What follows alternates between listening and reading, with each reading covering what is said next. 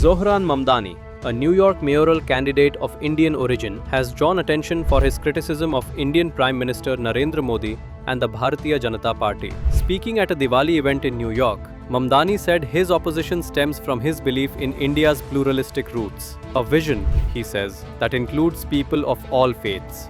He added that the BJP's approach represents an India that accommodates only certain groups. Mamdani emphasized that as a candidate for mayor, his goal is to represent all New Yorkers, regardless of their political or personal views. His remarks received praise from filmmaker Amit Mehra and defense expert Praveen Sohni, who both supported his inclusive message. However, BJP supporters strongly criticized his comments. Senior advocate Mahesh Jethmalani called Mamdani a hypocrite, accusing him of double standards. This isn't the first time Mamdani has criticized Modi. He has previously referred to him as a war criminal and vowed to take action against leaders accused of human rights violations.